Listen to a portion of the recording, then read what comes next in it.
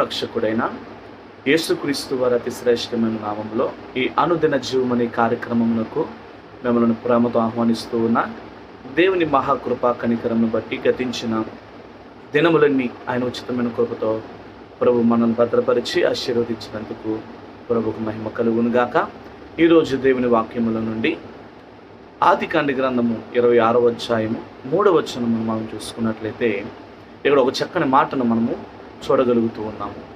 ఇదేనన్నా అనేక మందిని ధైర్యపరిచే మాట, అనేక మందిని బలపరిచే మాట, అనేక మంది జీవితాలలో సహాయం చేసే మాట ప్రభు ఇక్కడ తెలియపరుస్తూ ఉన్నారు. మనం చూసుకున్నట్లయితే కనుక ఆదికాండ గ్రంథము 26వ అధ్యాయం 3వ వచనం, నేను నీకు తోడయ్యుండి నిన్ను ఆశీర్వదించేదను. నా ప్రియ సహోదరి సహోదరులారా, ఇదేనా అనేక మంది ఆశీర్వాదాన్ని కోరుకుంటూ ఉన్నారు. ఆశీర్వాదము దేని ద్వారా వస్తుందనంటే దేవుని సహాయము ద్వారా మనకు కలుగుతూ ఉంటారు. ఈ లోకంలో అనేక మంది అనేకమైన రీతిలుగా ఒక మాట అంటూ ఉంటారు, అదృష్టము.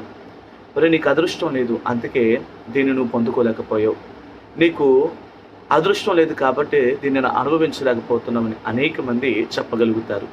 కానీ ఎవరైతే దేవుని మీద విశ్వాసం ఉంచుతారో వారికి అదృష్టములతో సంబంధం ఉండదు, కానీ వారికి దేవుని తోడుతో వారికి సహసంబంధం కలిగి ఉంటారు. ఎందుకు మాట అంటున్నానంటే పరిశుద్ధ గ్రంథములో అనేక మంది జీవితాలలో ఎవరైతే దేవునికి దగ్గరగా ఉండి దేవుని సహాయమును కోరి దేవుని తోడుని ఎవరైతే పొందుకు ఉన్నారో వారు కష్టకాలములలో శ్రమల కాలములలో వారికి విజయాన్ని వారికి ఆశీర్వాదాన్ని ప్రభు కలగజేసినట్లు మనం చూడగలుగుతూ ఉన్నాము. ఇది మన జీవితంలో కూడా ఆశీర్వాదాన్ని మనం పొందుకోవాలంటే మొట్టమొదటిగా దేవుని యొక్క సహాయం మనకు చాలా అవసరం. ఎప్పుడు దేవుని సహాయం అవసరం అంటే నీ సంతోషంలో కాదు, కానీ నిజమైన తోడు అంటే నీ సంతోషంలో వెనుక ఉండేది కాదు, కానీ నువ్వు అలసిపోయినప్పుడు నీకు ఆసరగా నిలిచేదే దేవుని యొక్క తోడు. ఇదే అనేక మంది చూడండి, వారికి మేలు కలిగినప్పుడు అనేక మందికి అనేకమైన రీతిలో సహకారాలు చేస్తూ ఉంటారు. కానీ ఎప్పుడైతే వీరికి ఒక అవసరతలు కానీ వారికి ఉన్న కొదవలు వారిని వెంటాడుతూ ఉన్నప్పుడు మనుషుల ఆలోచన ఎలా ఉంటుందని అంటే, నేను బాగున్నప్పుడు వారికి నేను సహాయం చేశాను కదా, వారికి నేను తోడ్పడ్డాను కదా, వారి కదవలలో వారి హింసలలో వారి ఇబ్బందులలో నేను వారికి తోడుగా నిలిచాను కదా అని అనేక మంది దినాన చెప్పుకుంటూ వారి కష్టములలో వారి సహాయం కోరడానికి సిద్ధమవుతూ ఉంటారు. కానీ ఆ సమయంలో ఎవరైతే మేలు పొందారో వారి వెంట నడవలేని స్థితిలో మనం చూడగలుగుతున్నాం. చుట్టూ ఉన్న పరిస్థితులు ఎంత కష్టంగా ఉన్నా దేవుని కృప నిన్ను ఒంటరిని చేయదు. ఆయన తోడుంటే ఎలాంటి కరువు కాలంలోనైనా నువ్వు తిరుగులేని విజయాన్ని దక్కించుకుంటావని ప్రభు పేరట మనవి చేస్తున్నాం. పరిశుద్ధ గ్రంథంలో కూడా సారెపతి అనే ఊరిలో ఒక విధవరాలు తన కుమారుడు కరువు కాలం రాబోతూ ఉందని గుర్తెరిగి తన జీవితాన్ని ముగించుకుందాం అనుకున్న సమయంలో దేవాతి దేవుడు ఆ ఒక కుటుంబం దగ్గరికి ఒక ఉన్నతమైన రీతిలో సహాయాన్ని పంపించాడు. ఏంటి ఆ సహాయాన్ని మనం ఆలోచన చేసుకున్నట్లయితే దైవ సహాయము పంపించాడు. సేవకుని ద్వారా ఆ ఒక కుటుంబము, సేవకుని మాట ద్వారా ఆ కుటుంబము పోషింపబడడానికి ఆ దేవుడు ఆ కుటుంబాన్ని ఆశీర్వదించాడు. మొదట దేవుడు మనలను పరీక్షిస్తాడు. నీ శ్రమలలో కూడా ఆయన నీ విశ్వాసాన్ని చూడడానికి, నీ ఒక నమ్మకమును చూడడానికి, నువ్వు ఎంతైతే విశ్వాసములో నమ్మకముగా ఉంటున్నావో చూడడానికి ప్రభు నిన్ను పరిశోధించడానికి సిద్ధమవుతూ ఉంటాడు. ఆ సమయంలో నీవు దేవుని మాటకు విధేయత చూపాలి, సేవకుని మాటకు విధేయత చూపాలి అని మర్చిపోవద్దు. ఇది అనేక మంది శ్రమల గుండా వెళ్తున్నప్పుడు సేవకులు అనేక విధాలుగా అనేకులను బలపరుస్తూ ఉంటారు. అమ్మా, నీ కుటుంబంలో ప్రార్థన చేసుకో, లేదా ప్రార్థన ఏర్పాటు చేయి, లేదా దేవుని మందిరానికి రా, దేవుని మందిరంలో పని సహాయం చేయని అనేక విధాలుగా సేవకుని ద్వారా దేవుడు అనేక విధాలు తెలియపరిచినప్పుడు వారు అనుకుంటూ ఉంటారు, అయ్యో నేనున్నదే కష్టకాలంలో, ఇబ్బంది కాలంలో సేవకులు ఏంటి, ఆ సహోదరుడు ఏంటి, ఆ సహోదరి ఏంటి, ఈ రీతిగా తెలియజేస్తున్నారని వారు నొప్పించుకుంటూ ఉంటారు. కానీ కష్టములలో దేవుని మాటకు నువ్వు విధేయత చూపించినట్లయితే నీ కష్టము ఆ ఒక్క రోజే చూడగలుగుతావు. కానీ ఎప్పుడైతే నువ్వు దేవుని మాటకు విధేయత చూపి దేవుని యందు విశ్వాసముతో నిలిచి ఉంటావో, తరతరములు ప్రభు నామమున నీ కుటుంబమును, నీ జీవితాన్ని, నీ ద్వారా అనేకులకు ఆశీర్వాదాన్ని కలగజేయడానికి ప్రభు కృప చూపుతాడని మర్చిపోవద్దు.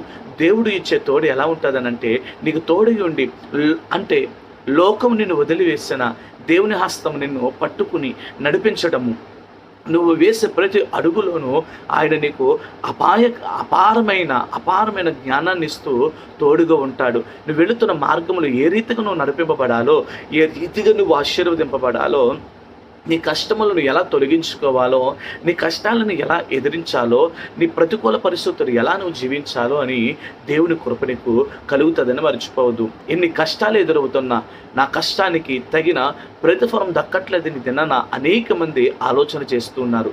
అయితే నేను మీ అందరికీ ఒక మాట తెలియపరుస్తుంది ఏంటంటే, నీవు దేవునికి దగ్గరగా ఉంటే, ఆయన తోడు నువ్వు పొందుకున్నట్లయితే ఆయన నిన్ను బలపరిచే దేవుడు, స్థిరపరిచే దేవుడని ఎంత మాత్రం మర్చిపోవద్దు. దేవుని వాక్యం ఉంటుంది, ఆయన హస్తములు సహాయం చేయకుండా ఉండలేనంత కొరచా కాలేదు, ఆయన చెవులు మన మొరను వినలేనంత మందము కాలేదని దేవుని వాక్యం సెలవిస్తుంది. నువ్వు చేస్తున్న ప్రతి ప్రార్థనకు, నువ్వు వెళుతున్న ప్రతి మార్గములో ఆయన నీకు సహాయం చేయడానికి సంసిద్ధంగా ఉన్నాడు. నేను ఆశీర్వదించదును అనేది దేవుడిచ్చే అభయము, అది ఒక నమ్మకము, అది ఒక ఆశీర్వాదకరమైన, ఒక ఉన్నతమైన తోడ్పాటు కలిగిన భరోసాను మనము ఇక్కడ చూడగలుగుతున్నాం.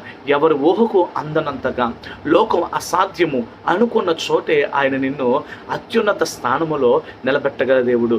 తల్లి, సహోదరుడా, సహోదరి, ఇది నువ్వు పడిపోయావు, నువ్వు ఏది సాధించలేని స్థితిలో ఉన్నానని, అయ్యో నువ్వు కృంగిపోయావని, అయ్యో నా వల్ల ఏమీ కాదని నిరాశ చెందకు సహోదరి, సహోదరుడా. దేవుని మీద నమ్మకం ఉంచు, దేవుని యందు విశ్వాసం ఉంచు, దేవుని మీద ఒక నిరీక్షణతో ఆయన యందు భరోసా కలిగి జీవించు. ఎందుకో తెలుసా, ఆయన మనకు కృప చూపడానికి, ఆయన మనలను ఆశీర్వదించడానికి చాలిన దేవుడు. అది గుర్తుంచుకో. నీ ఆలోచనలు అలసిపోయినా నిన్ను నడిపించే దేవుని బాహువు అద్భుతాలు చేస్తుందని మర్చిపోవద్దు. నాడు ఇస్సాకును దీవించిన దేవుడు ఈరోజు నీ సమస్యలన్నిటినీ దాటించి, నీ కొదవలన్నిటినీ తప్పించి, నిన్ను లోకం ముందు తల ఎత్తుకునే పరిస్థితిని ప్రభు నీకు కలగజేయడానికి ఆయన సంసిద్ధంగా ఉన్నాడు. మరి దినాన్న దేవుని యందు విశ్వాసంతో జీవించగలుగుతున్నావా? ఆయన యందు విశ్వాసంతో నువ్వు జీవించినట్లయితే నువ్వు అసాధ్యమైన కార్యములను గొప్ప కార్యములుగా నువ్వు చూడగలుగుతావు. ఆయన కార్యములు చేస్తే అవి ఊహకు మించిన రీతిగా ప్రభు కార్యం చేస్తాడు. అయితే అడుగు, ప్రభువా నా సవాళ్ళ మధ్య నువ్వు నాకు తోడై ఉండి నన్ను నడిపించయ్యా, నన్ను ఆశీర్వదించయ్యా, నా ఆందోళనను, నా పరిస్థితులను అన్నిటినీ చక్కబెట్టి నీ నమ్మకత్వాన్ని నమ్ముకుని విజయం పొందే కృపను నాకు దయచేయని దేవుని సన్నిధిలో ప్రార్థన చేస్తున్నట్లయితే ప్రభు నీ జీవితం ఘనమైన కార్యములు చేయడానికి ఆయన సంసిద్ధంగా ఉన్నాడని మర్చిపోవద్దు. ప్రార్థన చేసుకుందాం, విశ్వాసంతో ప్రార్థన చేయి. ఎన్ని కష్టాలైనా తగిన సమయంలో దేవుడు నాకు ప్రతిఫలాన్ని ఇస్తాడని విశ్వాసంతో ఉంచు. నిరాశలోనికి వెళ్ళిపోవద్దు. ప్రభు కృప మనల్ని బలపరచునుగా కానీ చెప్పుచూ ఉన్నాను. ప్రార్థన. మహాగణుడా, మహోన్నతుడమైన తండ్రి, నీ బిడ్డలు కష్టములలో గుండా వెళ్తున్నప్పుడు నేను ప్రతికూల పరిస్థితుల నుండి ఆశీర్వాదం చూడలేనని ఎంతమంది అయితే నిరాశలుగా ఉన్నారో వారి జీవితాల్లో నీకు తోడు సహాయమును దయచేసి నీ బిడ్డలకు కృప కనికరమును చూపించి వాడుకోమని ప్రార్థిస్తున్నాను. ప్రతి కుటుంబమును ఆశీర్వదించు, ప్రతి కుటుంబమును దీవించు. ఈ దినమంతా నీ కృపతో నింపు. వారు చేస్తున్న ప్రతి ఒక్క పనులలో, జీవన పాదులలో నీ కృప చూపి నడిపించి ప్రతికూల పరిస్థితులను సమాధానకరంగా మీరు మార్చి కృప చూపమని మా రక్షకుడైన యేసు నామములో అడుగుచున్నాము పరమ తండ్రి. ఆమేన్. God bless you. ప్రభు మిమ్ములను, మీ కుటుంబమును దీవించి ఈ దినం మీరు చేస్తున్న ప్రతి ఒక్క పనులలో, జీవన పాదలలో ప్రభు కృప మిమ్మల్ని నడిపించి ఆశీర్వదించును గాక, తోడుగా ఉండును గాక. ఆమేన్. God bless you. అందరికీ వందనాలు.